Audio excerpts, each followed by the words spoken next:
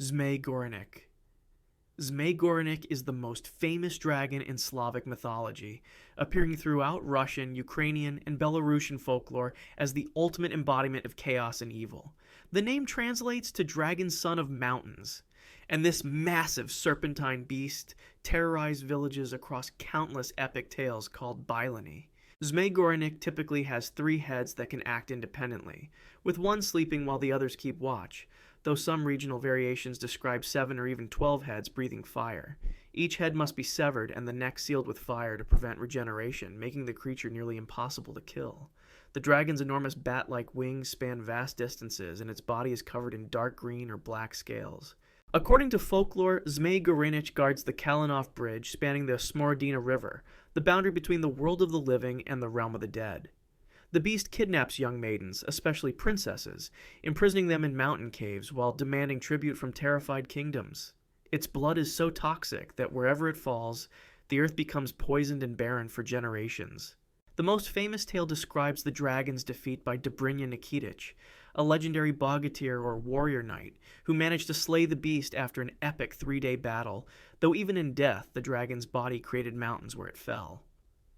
Firebird. The firebird, known as Jarptitsa in Russian, is a magical glowing bird from Slavic folklore that represents both blessing and doom simultaneously, making it one of the most sought-after and dangerous creatures in fairy tales. This magnificent creature has feathers that glow like flames with brilliant gold, red, and orange coloration, and each individual feather can light up an entire room, remaining luminous even after being plucked from the bird's body. The firebird appears in many famous Russian tales, including The Firebird and Princess Vasilisa, and Ivan Tsarevich and the Grey Wolf, typically living in a golden cage in distant kingdoms or enchanted gardens where it feeds exclusively on golden apples from magical trees that grant youth and immortality. The bird's touch burns those deemed unworthy but grants prophetic visions and healing to the pure of heart, while its hypnotic song can heal mortal wounds or induce dreams that reveal the future. According to folklore, finding even a single firebird feather changes a hero's fate forever, as its light can reveal hidden treasures or lurking dangers that would otherwise remain concealed. The creature is nearly impossible to catch due to its supernatural speed and ability to vanish in bursts of flame. Yet the quest to capture it drives entire storylines and inspired Stravinsky's famous ballet, making the firebird an internationally recognized symbol of Russian folklore and the dangers of pursuing unattainable beauty. Leshy. Leshy is the male forest spirit and guardian of woodlands found throughout Slavic mythology, appearing in Russian, Polish, Czech, and other Slavic traditions as a powerful supernatural protector of nature, who is neither purely good nor evil. The name derives from Les meaning forest, and this shape-shifting creature can appear as tall as the highest trees, or as small as a single blade of grass, typically depicted with a green beard made of living moss, bark-like skin covered in lichen, and glowing eyes that shine green or gold in darkness. Leshy controls all animals within his forest domain, and can command them to attack intruders or help those he favors, but he's most famous for deliberately leading travelers astray, causing them to become hopelessly lost in forests they thought they knew well. The creature can mimic the voices of loved ones to lure people deeper into the woods, and he possesses no shadow and casts no reflection in water, traditional signs of supernatural nature. According to recorded folklore, Leshy wears his clothes inside out or backwards with his right shoe on his left foot, and he hibernates from October through March, sleeping through the winter months when forests lie dormant. However, he can be befriended with proper offerings of bread, salt, and eggs left respectfully at the forest's edge, and those who earn his favor receive safe passage through dangerous woods and success in hunting, while those who anger him by disrespecting nature may wander lost forever.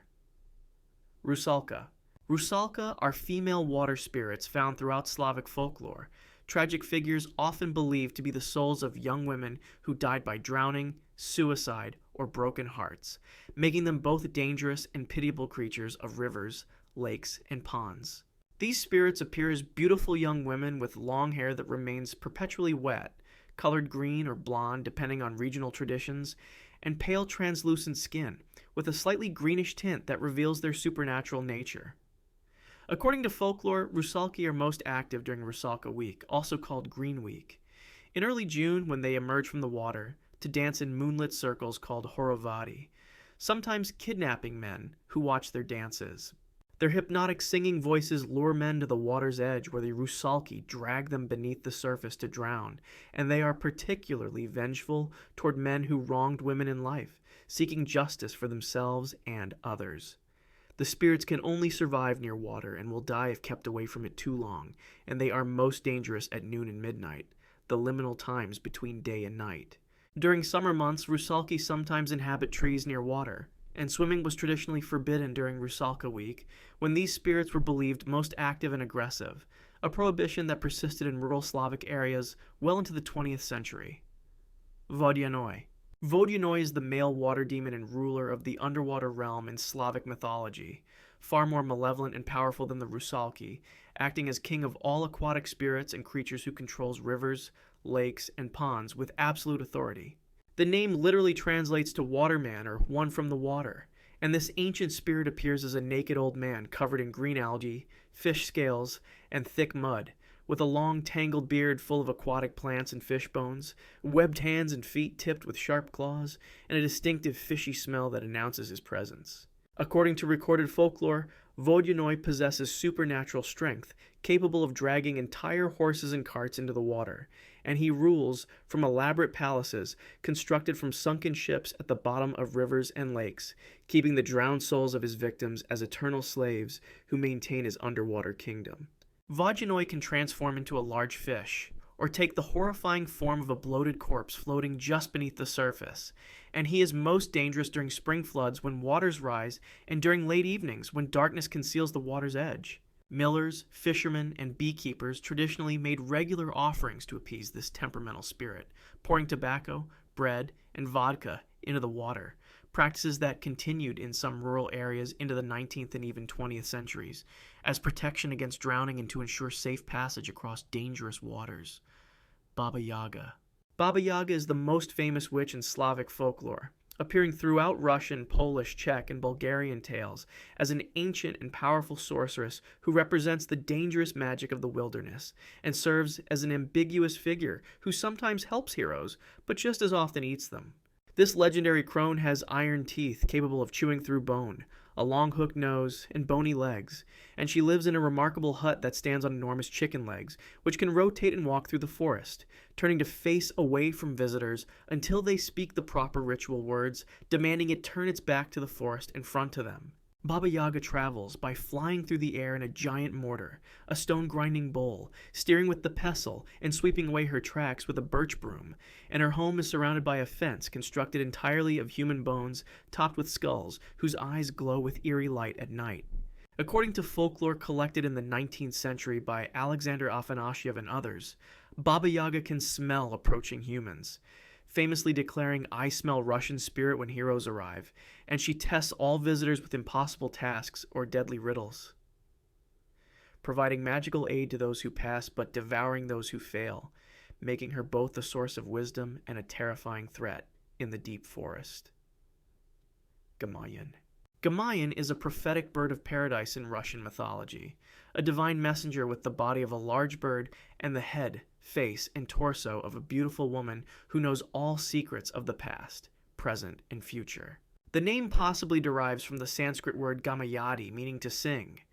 suggesting ancient connections through Persian cultural exchanges, and this celestial creature lives on the mythical island of Buyan, a paradise location that appears throughout Slavic cosmology as the source of magical objects and divine beings. Gamayun appears in the Dove Book, known in Russian as Golubinaya Kniga,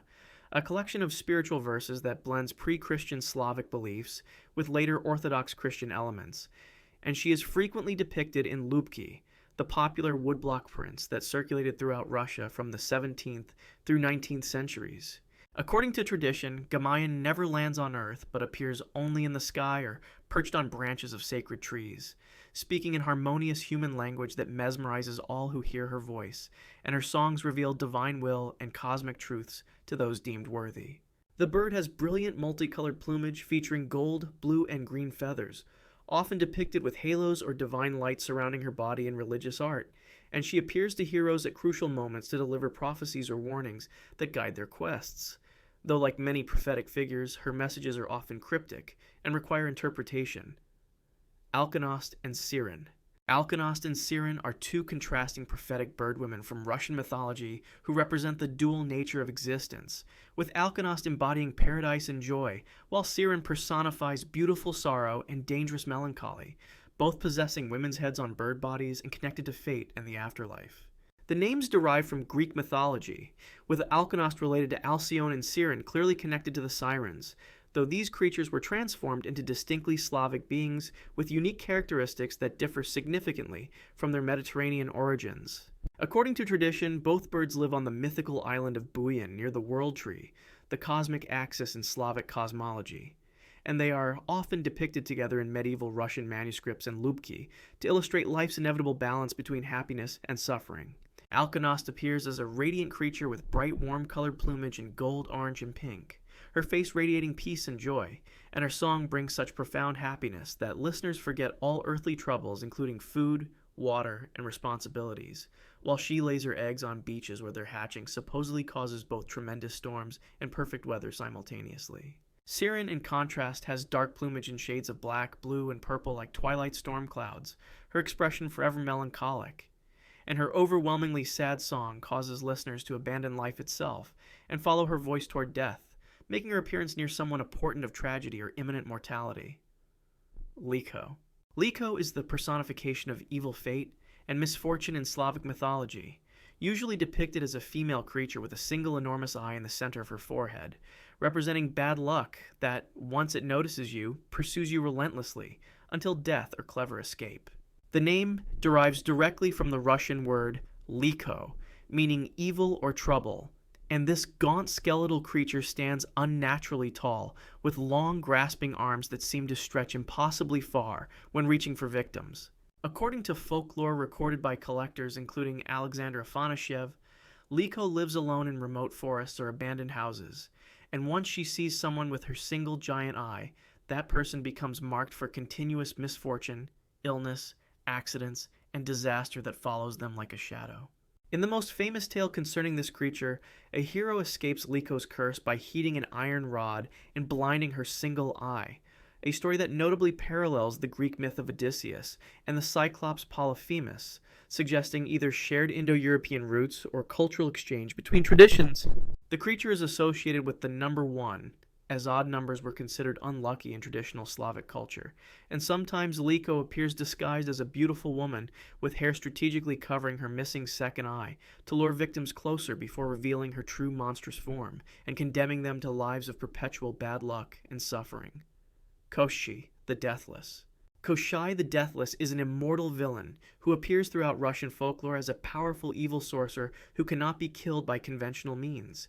his name deriving from words meaning boneman or deathless, making him the archetypal antagonist in countless fairy tales. This skeletal ancient figure, sometimes depicted as little more than bones held together by dark magic, achieved immortality through a complex spell that hid his death or soul outside his physical body in an elaborate nested protection system. According to the famous formula recorded in multiple folktales collected by Alexander Afanasyev, Koshchei's death is hidden inside a needle, the needle inside an egg, the egg inside a duck, the duck inside a hare, the hare inside an iron chest, and the chest buried beneath an oak tree on a distant island, making him nearly impossible to kill. Breaking the needle instantly destroys Koshchei, causing him to crumble into dust, but he can be temporarily defeated multiple times and will regenerate unless the needle is found and destroyed. The sorcerer rides a magical horse capable of leaping across vast distances, commands legions of supernatural servants and monsters, and obsessively kidnaps beautiful maidens, especially princesses,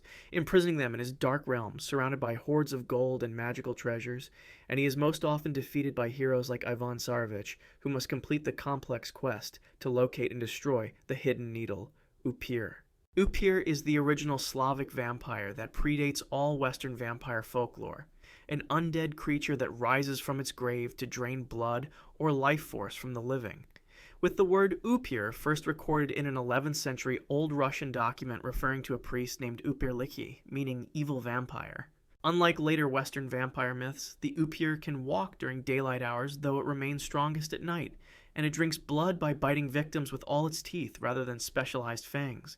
appearing as a corpse with ruddy or dark red complexion from consumed blood and a bloated body despite being dead. According to Slavic tradition, people become a Piri through improper burial, death by suicide, practicing witchcraft while alive, or dying under a curse, and the creature typically returns first to prey upon its own family members before expanding its hunting to the broader community. The vampire can be detected because its grave shows mysterious holes, the body hasn't decomposed normally, and the corpse appears freshly fed with blood, and it can be destroyed through traditional methods including driving a wooden stake through the heart, decapitation, burning the body completely, or reburial at a crossroads where the vampire spirit becomes confused about which direction to take. Historical records from Habsburg territories in the 18th century extensively document vampire epidemics and the practice of exhuming and staking suspected upiri, and these Slavic vampire beliefs directly influenced Bram Stoker when creating Dracula. Chernobog, whose name literally translates as black god from the Slavic words Cherno meaning black and Bog meaning god, is the deity of darkness, evil, and misfortune in Slavic paganism, representing the dark counterpart to Belobog, or white god in an ancient dualistic cosmology. This figure was first explicitly documented by the 12th century German chronicler Helmold of Bossau in his work Chronica Slavorum, where he described West Slavic tribes, particularly the Palabian Slavs, performing rituals and making sacrifices to appease this malevolent deity who brought disasters, wars, disease, and crop failures. According to these historical records, Chernobog is associated with night, winter, death, and the underground or underworld realms, depicted as a massive figure shrouded in darkness or with black skin, and he required regular offerings to prevent his destructive influence from devastating communities. Scholars continue to debate whether Chernobog was a single widely worshipped deity or represented a broader category of dark spirits, and some question whether the dualistic Chernobog-Belobog pairing reflects authentic pre-Christian Slavic theology or later literary construction, though the concept aligns with documented Slavic beliefs about cosmic balance between opposing forces. After Christianization, Chernobog was deliberately merged with Christian devil imagery and demonized, and the deity gained modern recognition through appearance in Disney's Fantasia during the Night on Bald Mountain sequence, while contemporary Rodnovry movements, which seek to revive Slavic paganism, have attempted to reconstruct worship of Chernobog as part of their spiritual practices. If you want to see more, click the video on screen now.